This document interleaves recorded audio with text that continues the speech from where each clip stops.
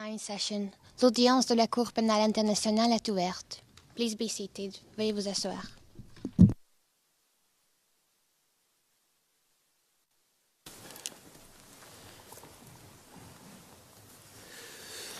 Good morning. Le juge président, bonjour à tous. Bonjour à tous. Nous allons commencer l'audition d'un nouveau témoin. Il s'agit du témoin 0449 qui est ici avec nous et à qui je souhaite une bonne journée d'ailleurs. Bonjour monsieur le témoin, et je m'adresse également à son conseil. Bonjour madame.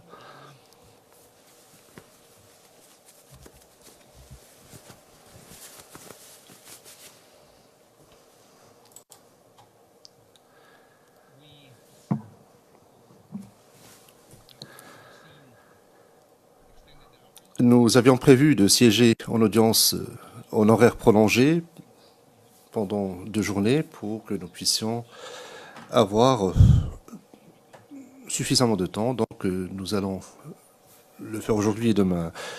À nouveau, bonjour monsieur le témoin.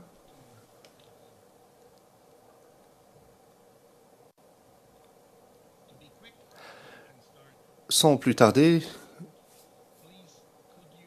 avant que vous ne débutiez votre déposition, je vous demanderai de bien vouloir décliner votre nom complet et de nous indiquer également votre lieu et date de naissance. Merci.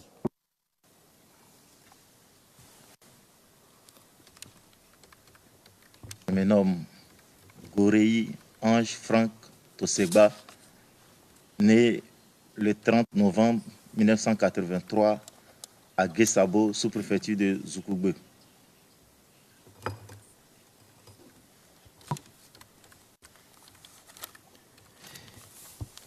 And this place is in Côte d'Ivoire? Et est-ce que ce lieu se trouve en Côte d'Ivoire? Where, more or less? Où exactement est-ce que vous pouvez le situer du point de vue géographique?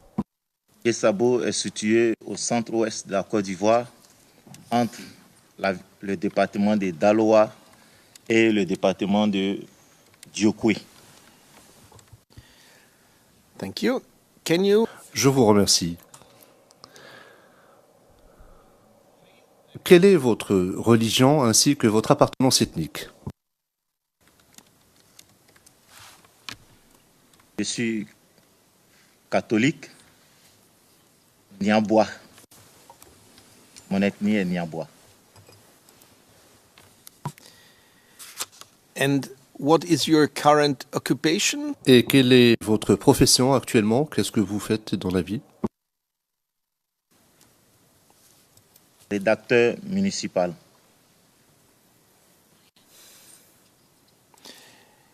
And what did you work in the time of the crisis? Et lors de la crise, jusqu'en 2010 et la moitié de 2011, que faisiez-vous à l'époque? Étudiant. Good. Fort bien. Je m'apprête maintenant à vous faire part de quelques consignes avant que vous ne commenciez votre déposition.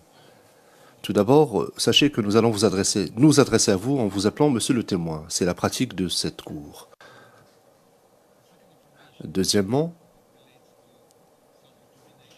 s'agissant de votre potentielle auto-incrimination, un avocat vous a été commis par la Cour afin de vous fournir des conseils juridiques relatifs à une possible auto-incrimination. Mrs.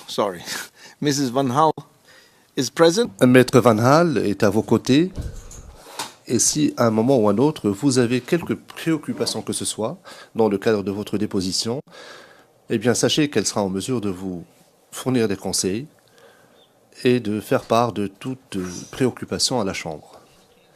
En tout état de cause, la Chambre vous donne des garanties en application de la règle 74.3 du règlement de procédure et de preuve. C'est-à-dire que votre témoignage ne sera pas utilisé ni directement ni indirectement contre vous, dans le cadre d'une procédure devant cette Cour, sauf en cas d'infraction aux articles 70 et 71, qui sont en fait des atteintes à l'administration de la justice, c'est-à-dire si vous ne dites pas la vérité. Si l'on vous pose une question et que cette question est susceptible de vous, ou que la réponse à cette question est susceptible de vous auto-incriminer, à ce moment-là, nous passerons à huis clos partiel. Et votre réponse sera confidentielle. La partie vous interrogeant est censée demander un recours au huis clos partiel avant même de vous poser une question qui risque éventuellement de vous auto-incriminer. Évidemment, le conseil de permanence doit être à l'affût. Si elle estime qu'à un moment donné, il est nécessaire de passer à huis clos partiel, elle le demandera. Voilà pour ce qui concerne l'auto-incrimination.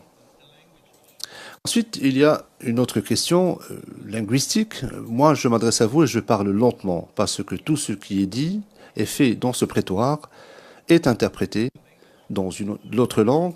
Si je parle en anglais, mes propos sont interprétés en français et vice-versa. Et tout ce qui est dit est consigné par écrit également.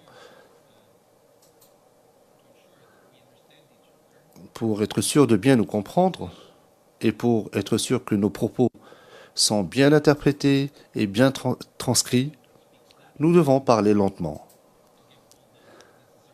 pour permettre aux interprètes et à nos sténotypistes de faire leur travail.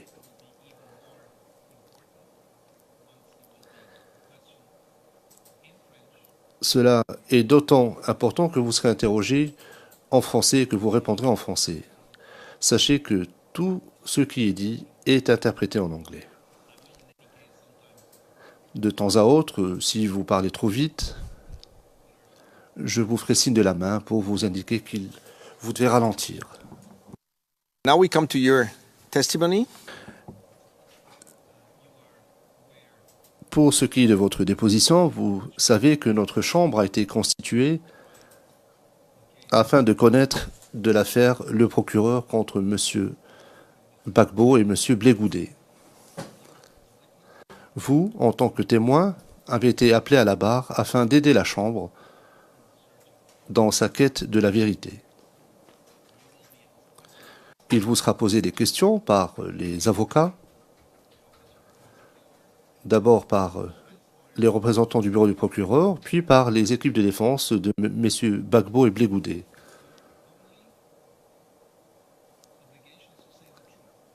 Vous êtes tenu de dire la vérité, de répondre en disant la vérité, en répondant à toutes les questions qui vous seront posées.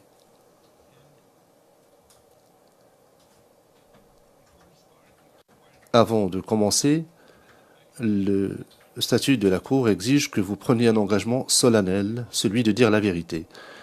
C'est pourquoi je vais vous demander de bien vouloir lire la formule qui vous sera remise dans un instant. L'huissier va vous la remettre.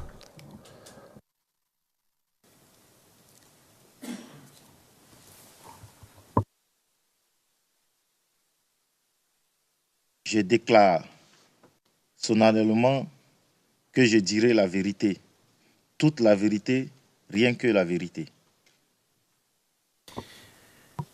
Thank you very much. The last... Le président, je vous remercie.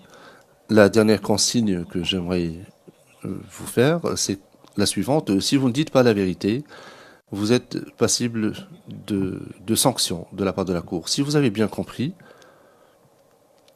est-ce que vous avez tout compris? Okay. So Très bien. Je donne donc la parole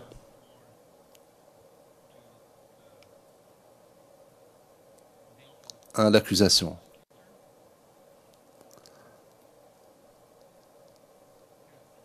Vous avez la parole. Allez-y, je vous remercie. Monsieur Garcia, bonjour Monsieur le Président, Madame, Monsieur les juges, le juge interrompant. Je vois que Maître Altit n'est pas présent aujourd'hui. Est-ce que vous pouvez nous éclairer un petit peu? Pourquoi n'est-il pas ici? Merci.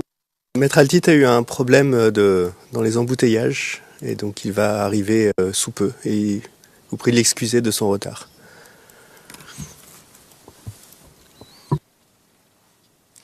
No, but the only thing is, we continue. Le président, est-ce que nous poursuivons? Oui, très bien. Nous allons donc poursuivre. Maître Jacobs nous dit que nous pouvons commencer la déposition du témoin. Très bien, je redonne la parole à monsieur le procureur. Monsieur Garcia, oui, juste une question concernant l'intervention de maître Dove Jacobs. Je crois que du point de vue de la procédure, il conviendrait que le client accepte le début de cette audience sans la présence de son conseil principal. Maître Dove Jacobs n'est ni conseil ni co-conseil. De monsieur le président Gbagbo. I would have started. Le président. J'étais parti du principe que maître Jacobs n'intervenait pas à titre personnel, mais en tant que représentant de son client. Allez-y, monsieur Garcia. Merci, monsieur le président.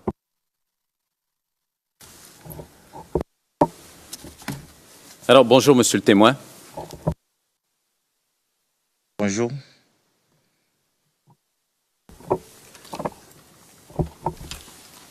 Alors, je m'appelle Lucio Garcia. Je vais vous poser des questions au nom de l'accusation aujourd'hui. Une simple consigne avant de débuter, c'est que parfois, je vais vous poser une question. Si vous ne comprenez pas la question, pour une quelconque raison, n'hésitez pas évidemment à me le dire. Et de cette façon, je vais pouvoir reprendre la question, vous reposer la question de nouveau ou la reformuler, afin qu'on puisse bien s'entendre. Compris. Aussi, étant donné qu'il y a des interprètes en salle d'audience, je vais prendre mon temps quand je vais vous poser des questions et attendez quelques instants avant d'y répondre. Alors, tout d'abord, monsieur le témoin, je vais simplement vous poser quelques questions concernant votre scolarité, mais brièvement.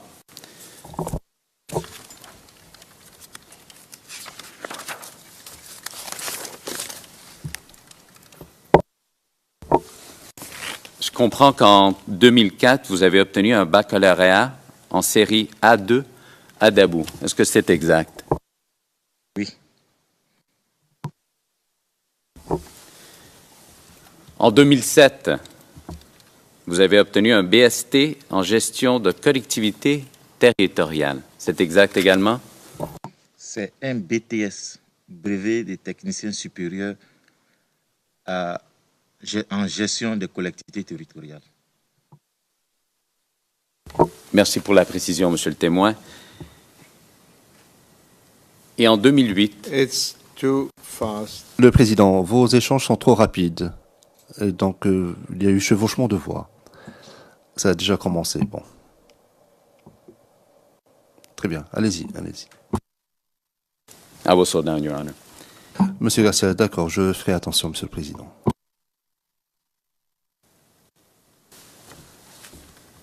En 2008, monsieur le témoin, je comprends que vous avez également eu un diplôme en études universitaires générales 2 du département de l'histoire de l'Université d'Abidjan. Est-ce que c'est exact?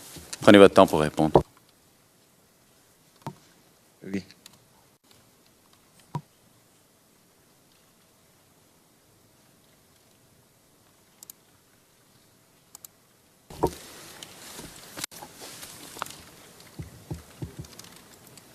Alors, monsieur le témoin, maintenant, je vais aborder un thème tout à fait différent.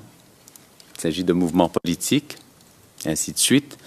J'aimerais savoir si vous avez déjà fait partie de la FECHI.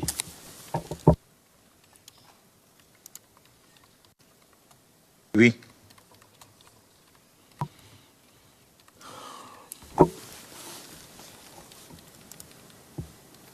En quelle année est-ce que vous avez intégré ou faites partie de la FECHI?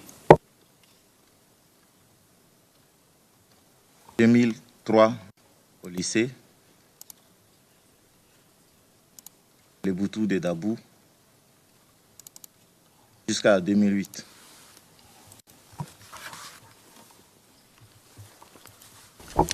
The name. Can you- Le président, le nom. L'interprète n'a pas entendu le nom, ne l'a pas saisi. Le lycée Les Boutous, Leboutou, Dabou.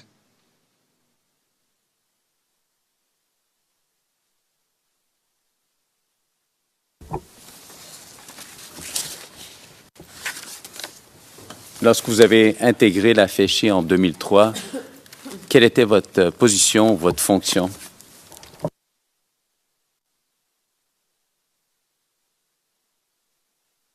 Nous étions dans une section du lycée et j'étais en tant que SO adjoint, secrétaire à l'organisation adjoint.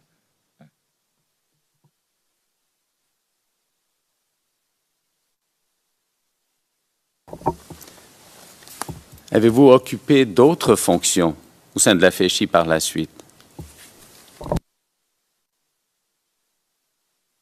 Oui, en grande école, au, lycée, au groupe école locaux, on appelait notre section la poudrière. J'étais secrétaire à l'organisation adjoint.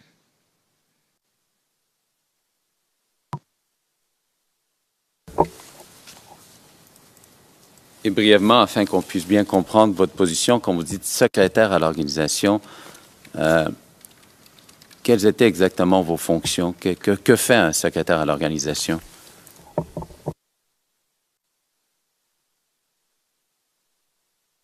Le secrétaire à l'organisation au sein de la FECI, c'est la deuxième personnalité.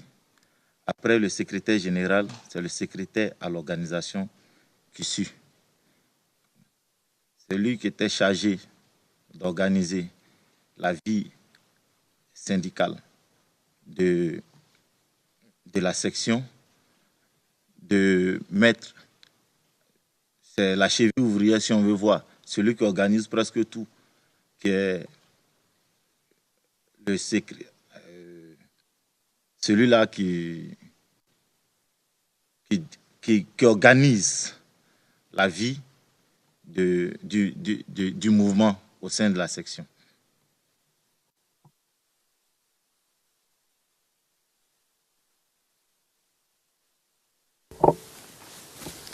Avez-vous occupé d'autres fonctions au sein de la FECHI par la suite? Oui, secrétaire à la mobilisation 1.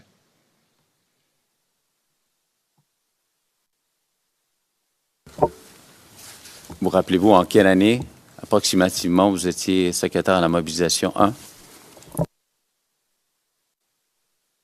Oui, je pense que c'est 2007-2008.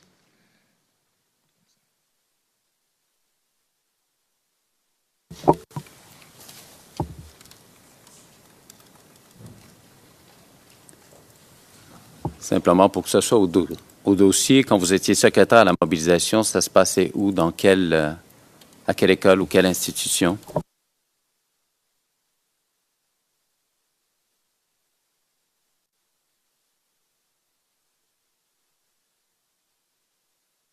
Les Boutous du lycée.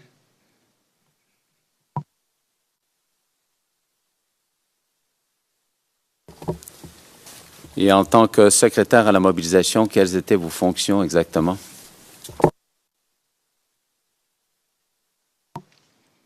Nous étions chargés de mobiliser les différents camarades, d'haranguer les différentes foules, d'amener les différents camarades à adhérer à la cause syndicale.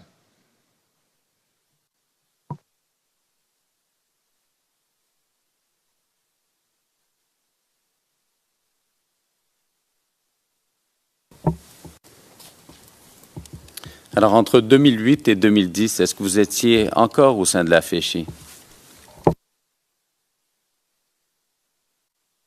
Entre 2008 et 2010, non, je ne pense pas. Puisque nous avions adhéré à un mouvement qu'on appelait l'UE-COGEP.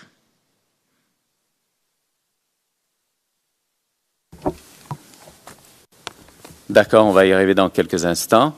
Je veux simplement savoir quelle était la dernière fonction que vous avez occupée à la FECHI et où exactement?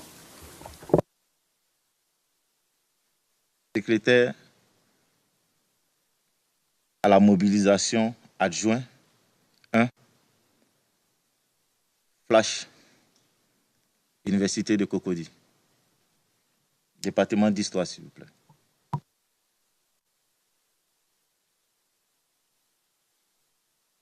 Which department? Quel département? Histoire.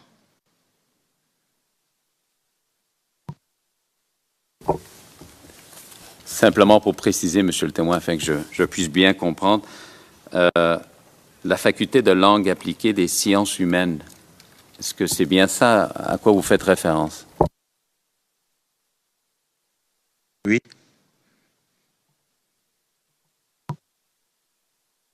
Alors, c'est à quoi vous faites référence quand vous parlez de flash, si je comprends bien. C'est exact.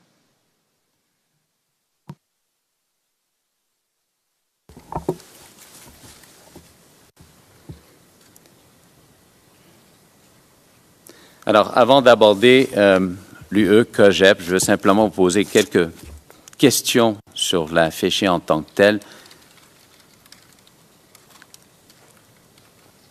Qu'est-ce qui vous a fait quitter la FECHI?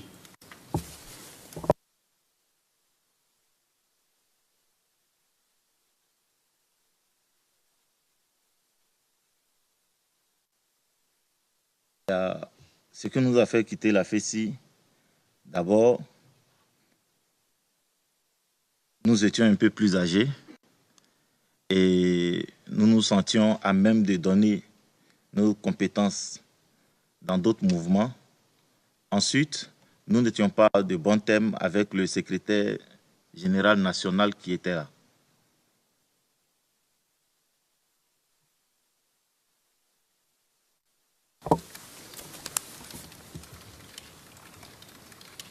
Qui était le secrétaire général national à cette époque, lorsque vous avez quitté? En 2008, je pense que c'est le camarade Nian Augustin. Je pense bien.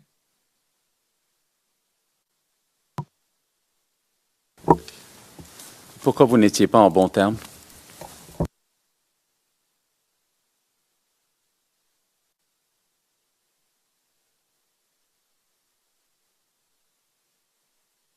Nous n'étions pas en bon terme parce que nous avions voulu intégrer d'autres mouvements et aussi la tenue ou bien les déclarations de certains camarades qui faisaient partie de la FECHI ne nous sied plus. C'est pourquoi nous avions décidé de quitter la FECHI pour revendre pour mettre nos compétences à d'autres mouvements.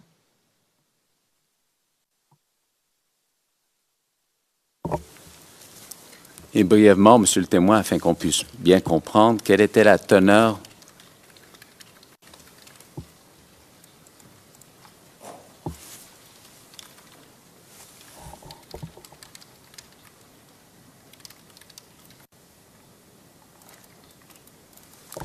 de ces déclarations. Vous avez mentionné des déclarations. De quoi s'agissait-il? Maître Bougnon? Oui, Monsieur le Président, je me suis levé pour faire une objection parce que, d'abord, je ne vois pas la pertinence de cette série de questions. Et puis, deuxièmement, on est loin des directives que vous avez bien voulu établir ici. On est très très loin des charges et en plus, je ne vois pas la pertinence de cette ligne de questions.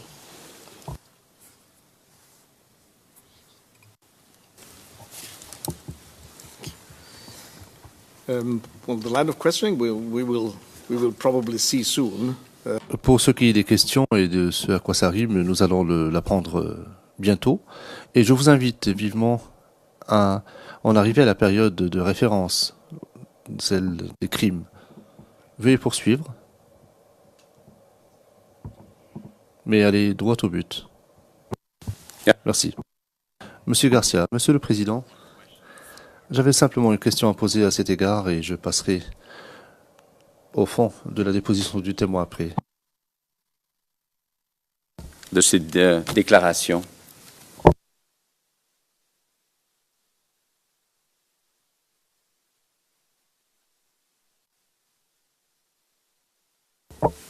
Désolé, je vois que vous me faites signe que vous n'avez peut-être pas entendu la question. Vous avez mentionné des déclarations avec de vos camarades. Quelle était la teneur de ces déclarations dans le contexte ou la raison pour laquelle vous êtes parti de la FECHI?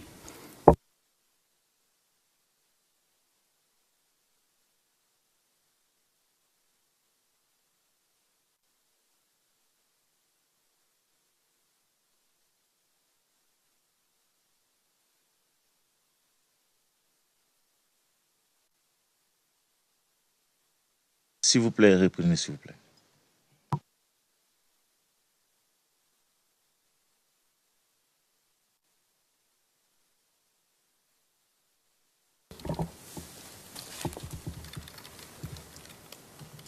Alors, Monsieur le témoin, je vous ai simplement, pour vous remettre dans l'ordre des idées, je vous ai posé la question à savoir pourquoi vous avez quitté la FECHI et vous nous avez parlé de certaines déclarations de vos camarades. Alors, moi, ma question simple, c'est savoir quelle était la teneur de ces déclarations. De quoi s'agissait-il au juste avec le quoi vous n'étiez pas d'accord?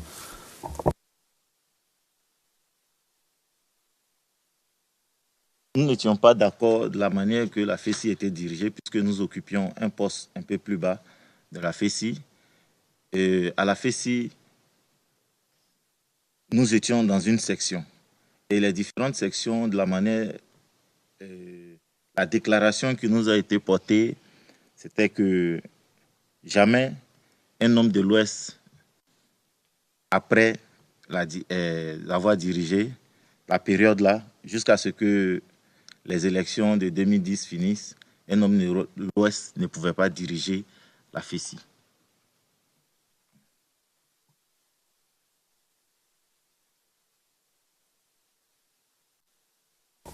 Est-ce qu'il y avait d'autres raisons pour lesquelles vous avez quitté la FECHI?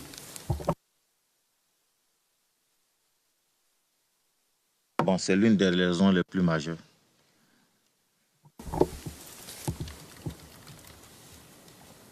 Alors, brièvement, Monsieur le témoin, est-ce que vous pouvez nous parler de la création de la FECHI?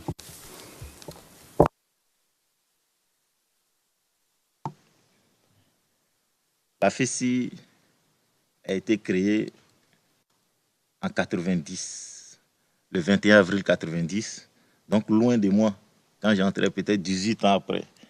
Je saurais mieux expliquer la création de la FECI. Veuillez m'excuser, mais c'est trop loin de moi. Je sortirai un peu de trucs de la réalité, puisque je suis un peu plus loin de 90. Moi, je suis entré 14 ans après, 15 ans après.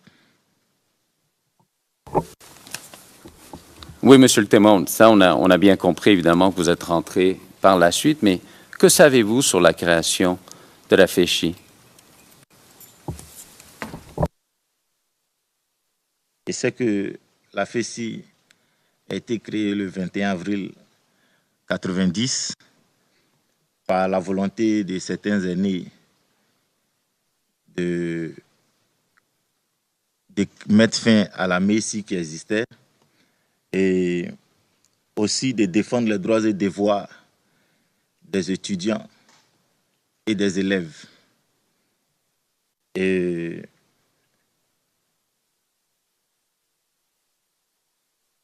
c'est tout.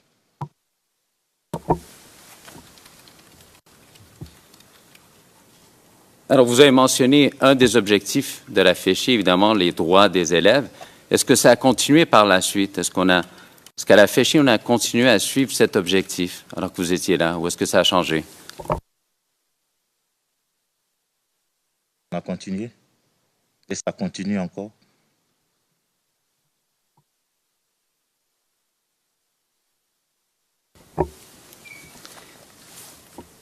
Alors, vous avez adressé la question de la création de la FECHI. Est-ce que la FECHI appuyait un parti politique ou une personnalité politique en particulier?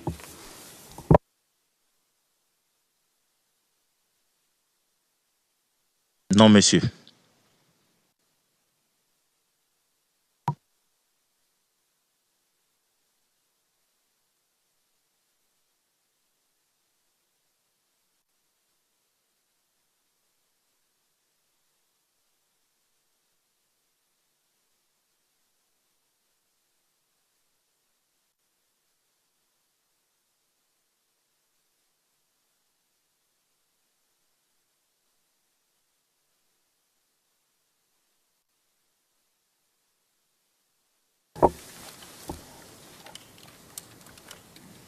Alors, Monsieur le témoin, je vais vous ramener à votre déclaration faite au bureau du procureur.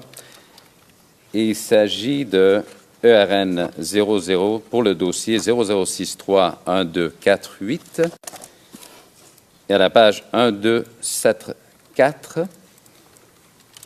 Alors, Monsieur le témoin, vous posez des questions justement sur la FECHI lors de votre entrevue avec les enquêteurs du bureau du procureur.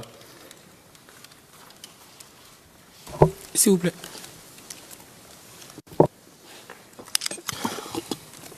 Maître Bougnon. Oui, Monsieur le Président, les références, je n'aime pas. Alors, je vais les répéter. C'est 00631248, la page 1274 et les lignes 908 à 910.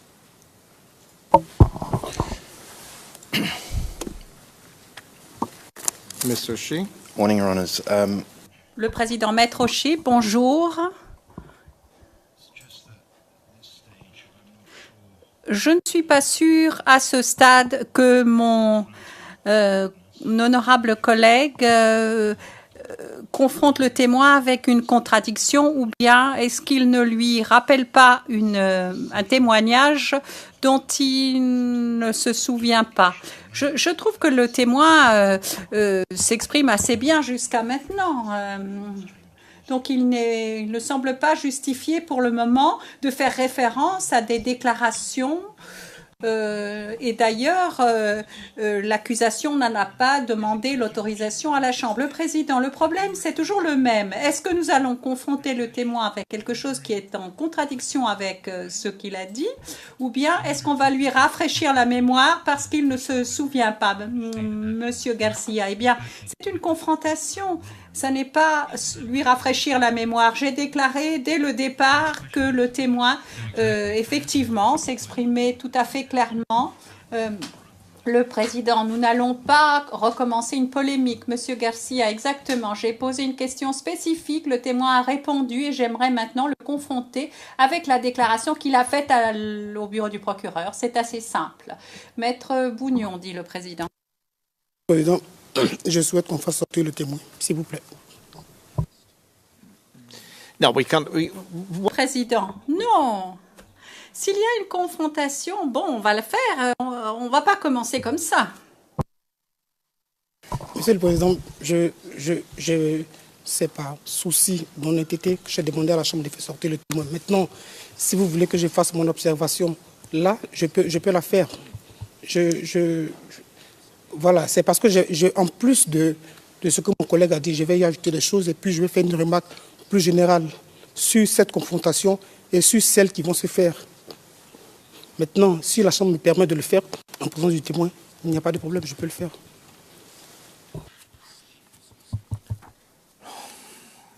Le Président, pouvons-nous demander à l'huissier d'audience de bien vouloir accompagner le témoin en dehors du prétoire, s'il vous plaît?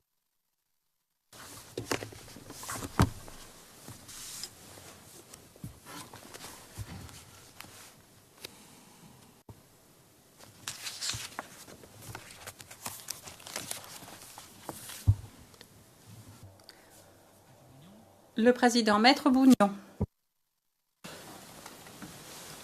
Oui, Monsieur le Président, l'accusation s'apprête à faire, selon elle, une confrontation avec une partie de la déclaration du témoin par rapport à la réponse que celui-ci vient de donner.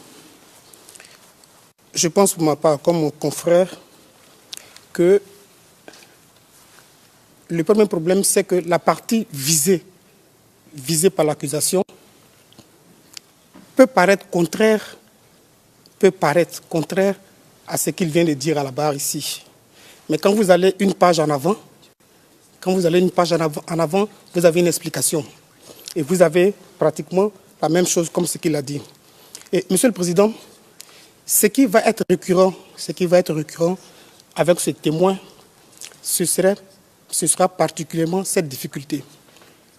Parce que l'accusation va choisir des parties sélectives à chaque fois pour le confronter au témoin.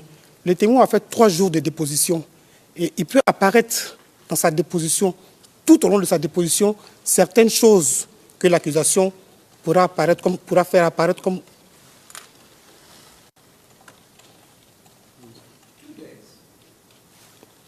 Non, je parle de la déposition devant le bureau des enquêteurs. Et donc, je disais que il y a dans sa déposition beaucoup de choses qui peuvent, ou qui pour le bureau du procureur, peuvent apparaître comme des contradictions. Nous ne nous opposons pas à ce que l'accusation confronte le témoin avec une partie des déclarations. Mais pour cela, pour qu'on soit juste, il faudrait qu'on lise toutes les parties où le témoin a fait une explication semblable. Monsieur le Président, pour ce faire, je vous rappelle que le vendredi dernier, et je fais référence au transcript en temps réel.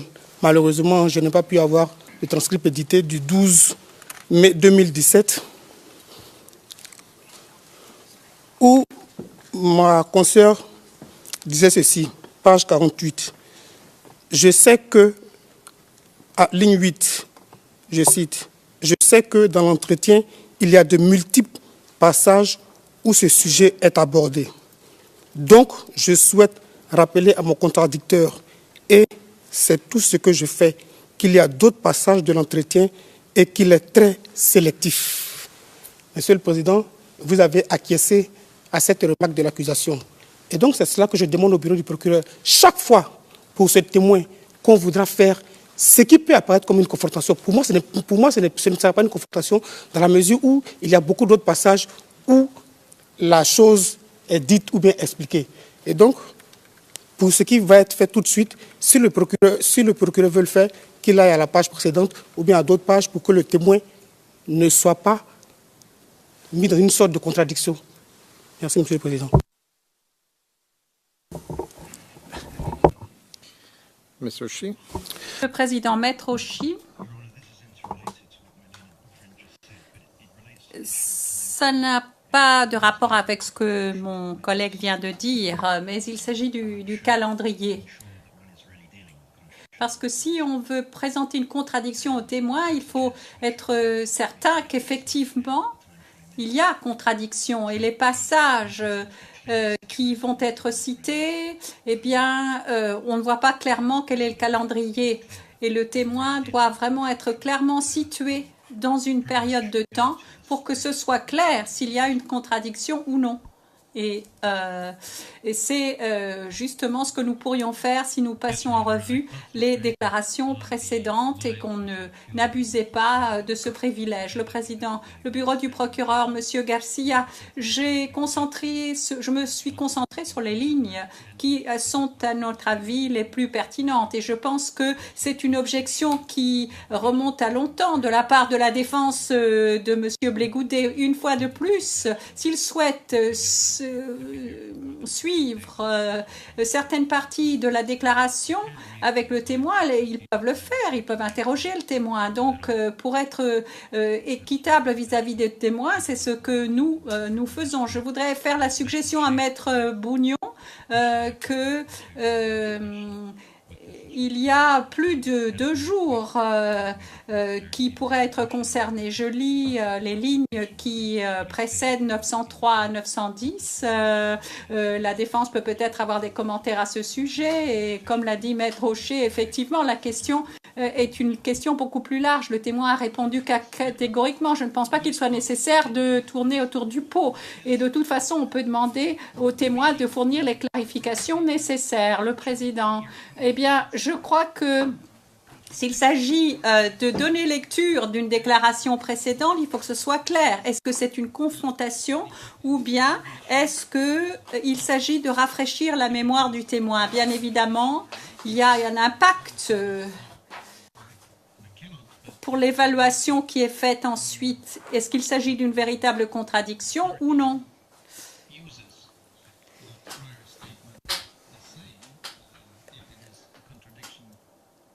Et il faut savoir si nous pouvons nous appuyer sur ce que dit la partie qui utilise la déclaration préalable en déclarant que c'est une contradiction ou bien en rafraîchissant la mémoire du témoin. Donc, c'est évidemment de la responsabilité de la partie qui utilise la déclaration de l'utiliser à bon escient. Alors, poursuivez votre interrogatoire. Dès que le témoin sera revenu, je vais demander à l'huissier d'audience de bien vouloir faire revenir le témoin dans la salle d'audience.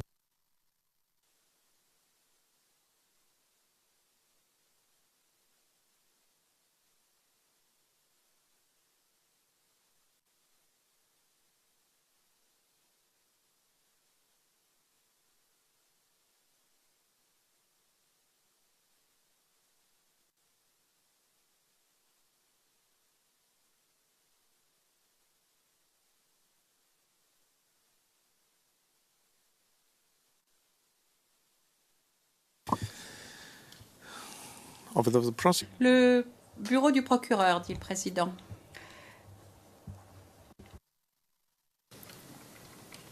Alors, monsieur le témoin,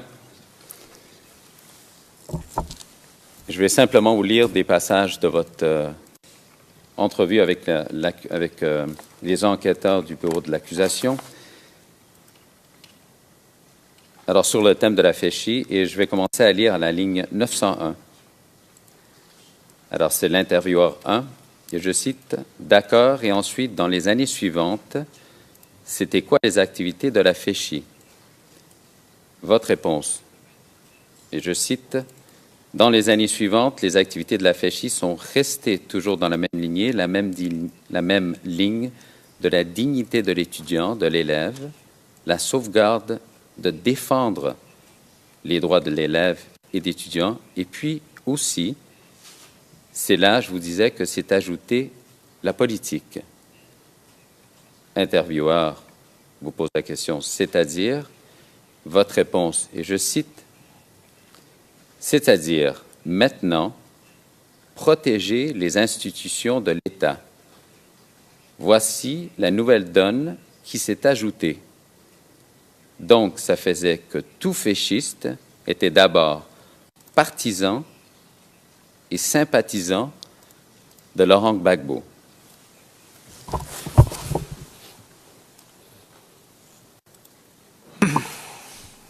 Maître Bougnon. Le président, Maître Bougnon. Que les parties qui suivent expliquent sont dans la continuité de là où il s'est arrêté, s'il vous plaît.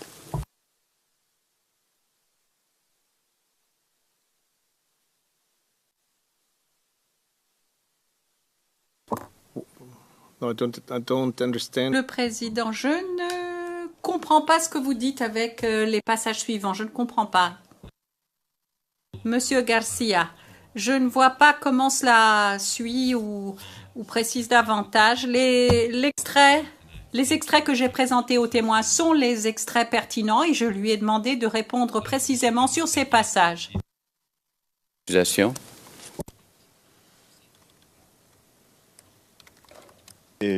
Merci bien. J'ai dit, mais à situation exceptionnelle, réaction exceptionnelle. La FECI est un mouvement de défense des droits des étudiants. En 2002, la Côte d'Ivoire a été attaquée par une rébellion qui ne dit pas son nom.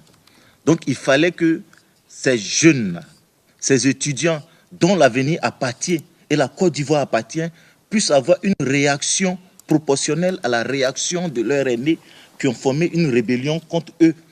Donc il fallait de telle sorte, il fallait prendre une position qui était de la défense des institutions de l'État de Côte d'Ivoire.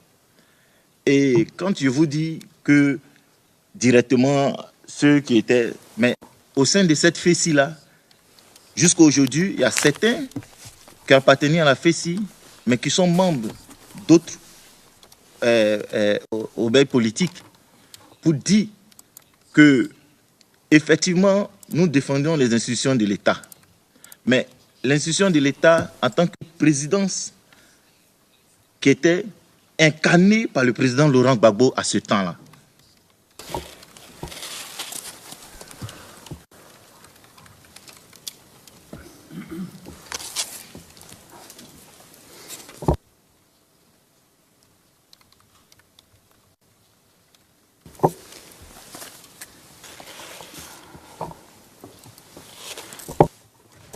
Alors, Monsieur le témoin, vous avez également mentionné le UE-COGEP. Oui. Alors, pourriez-vous nous expliquer brièvement de quoi s'agit-il? C'est quoi le UE-COGEP? UE-COGEP est un mouvement né en 2008, comme je vous le disais. L'UE-COGEP, c'est l'Union des élèves et étudiants du Congrès panafricain des jeunes et des patriotes.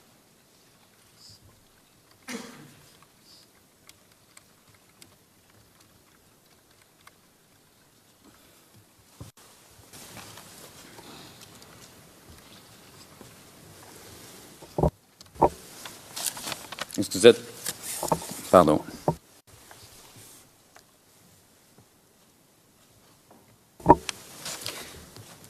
Alors, vous dites qu'il est né en 2008. Est-ce que vous pouvez nous expliquer le pourquoi il est né ou comment se fait-il que ce mouvement est né? Qui l'a créé? Le mouvement a été créé par des jeunes étudiants et dirigé par l'un de nos camarades, le président Balé, G-B-A-L-E, Jean Daniel. L'UE-COGEP avait pour mission d'accompagner le COGEP, mouvement de M. Charles Bleu Goudet, d'accompagner le mouvement à travers, en amenant les élèves et étudiants à la cause du Congrès panafricain des jeunes et des patriotes.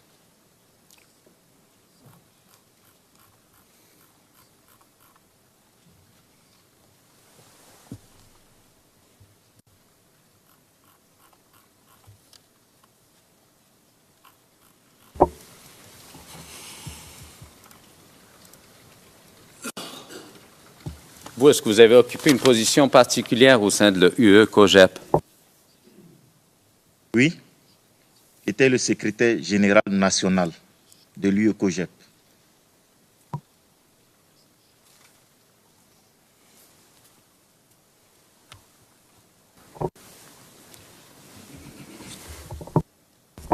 Et quelles étaient vos fonctions en tant que secrétaire national?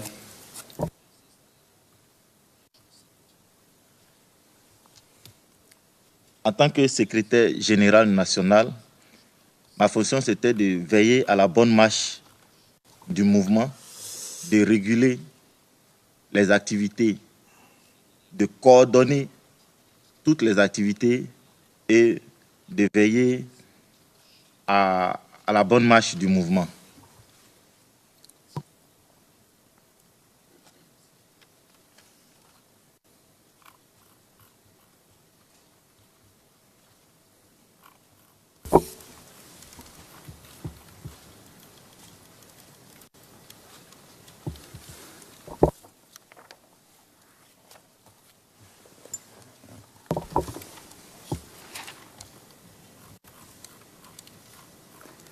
Alors, pouvez-vous nous expliquer brièvement également vous avez parlé d'un lien avec la COGEP. Qu'est-ce que vous faisiez de façon hebdomadaire ou comment est-ce que vous faisiez les liaisons entre la UE-COGEP et la COGEP?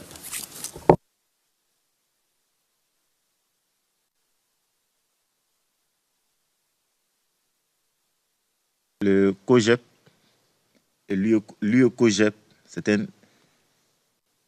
nous nous chargeons de mobiliser, d'amener les jeunes étudiants et élèves à la cause du Congrès panafricain des jeunes et des patriotes.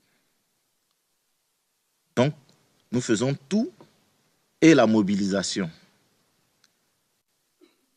et l'implantation des différents mouvements, du mouvement plutôt, pour amener les élèves et étudiants à comprendre le patriotisme, amener les élèves et étudiants à comprendre le panafricanisme qui était défendu par le COGEP. Vous aviez combien de membres approximativement?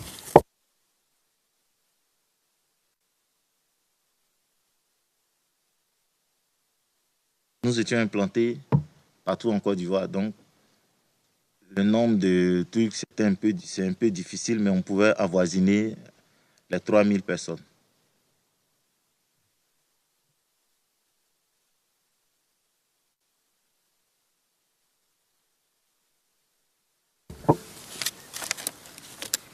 Et simplement, avant d'aborder la question du COGEP en tant que tel, votre mouvement, est-ce que quelqu'un a incité la création de ce mouvement, le UE-COGEP?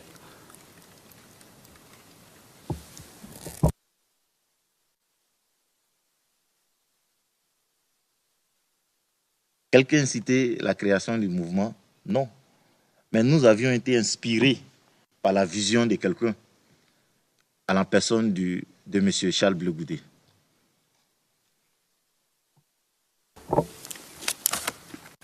Alors, vous avez mentionné la COGEP aussi. À cette époque, qui était à la tête, ou le président de la COGEP? M. Charles Bleu Goudé.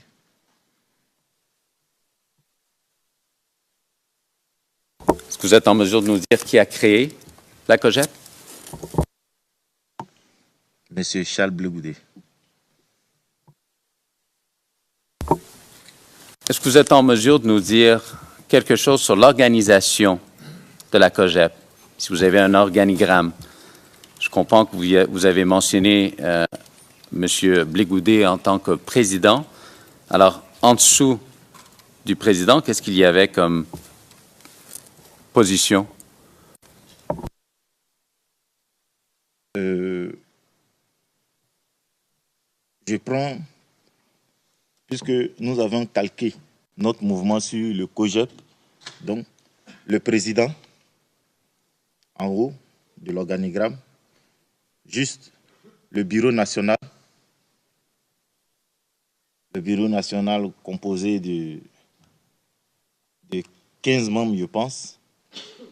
On descend les coordinations,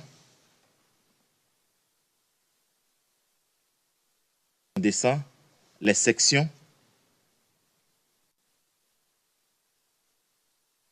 et la base.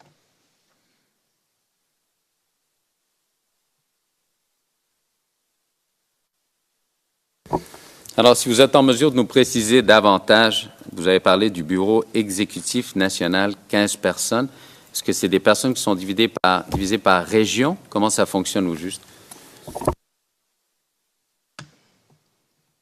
Bon, les coordinations étaient divisées par région. Maintenant, le bureau national, tout dépendait de la capacité de chacun et de la perception ou bien de l'appréciation du président à nommer qu'il veut au bureau national.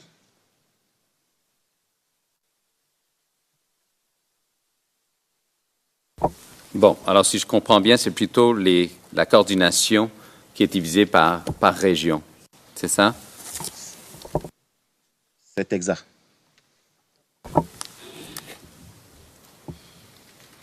Alors, pour préciser, ça devait être dans les dans les villes, les communes, c'est ça la division, si je comprends bien?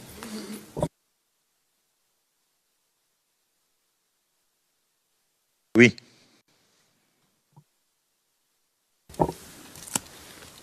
Là, vous avez également mentionné les sections.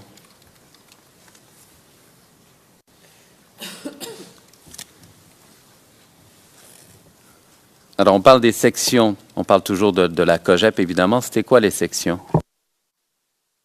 Les sections pouvaient comprendre les sous-quartiers, les quartiers, les villages,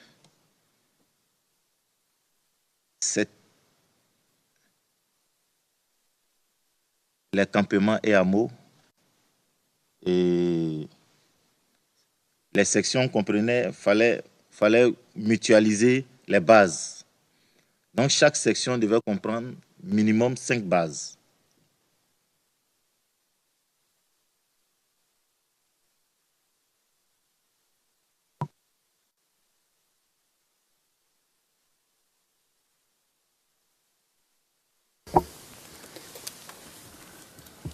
Alors, en réponse à une de mes questions, il y a quelques instants, vous nous avez donné un nombre approximatif de membres pour le COGEP.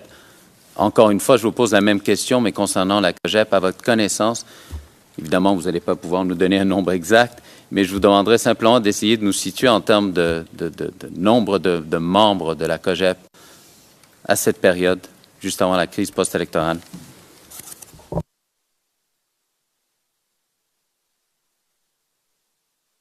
Je ne peux pas vous donner un nombre au risque de vous mentir. Or, j'ai juré de dire la vérité. Est-ce que le nombre était plus grand, moins grand que celui du nombre de membres de l'UE COGEP? Plus grand, 5, 6, 7 fois plus grand que le nôtre.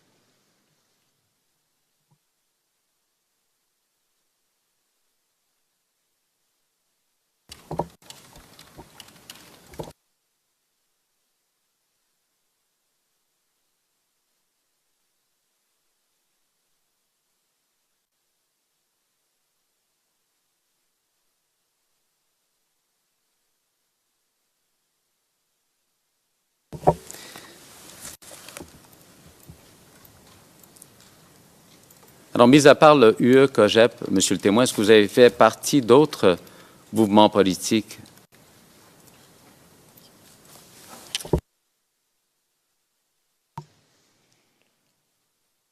Oui, l'UE COGEP appartenait à un grand groupe après, pour les élections de 2010, qu'on appelait les nouveaux majeurs pour la réélection du président Laurent Gbagbo.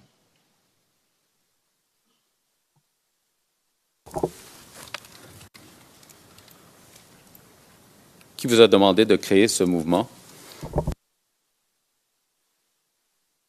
C'est M. Charles Bleu Goudet qui nous a demandé de fédérer les mouvements autour de lui pour pouvoir faire un grand mouvement.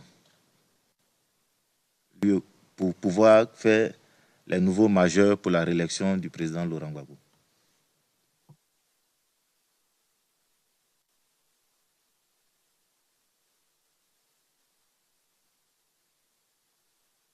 Et quelle était votre fonction, votre position au sein de ce mouvement?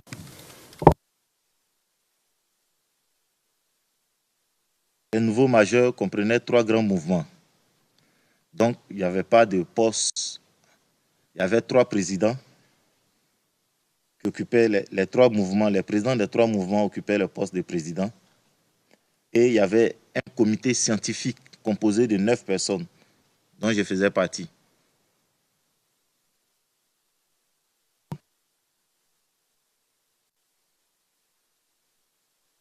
Alors, juste pour que ça soit clair,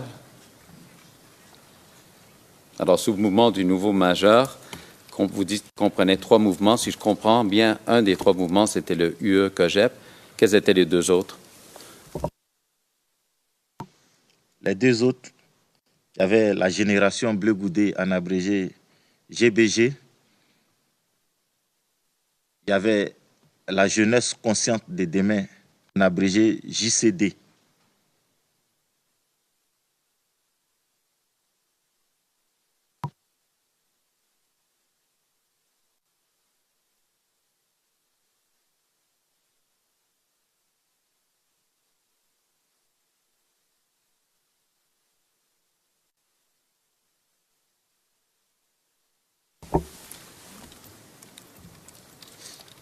Alors, pour la génération Blé-Goudé, qui était le président de ce mouvement? Le camarade Abou Bamba, A-B-O-U-B-A-M-B-A.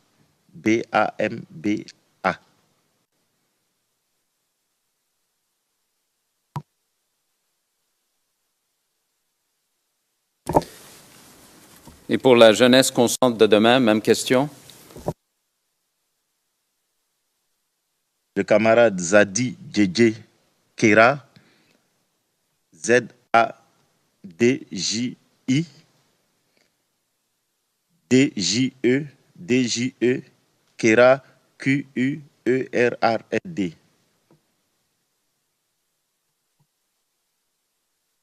Too fast for the interpreters?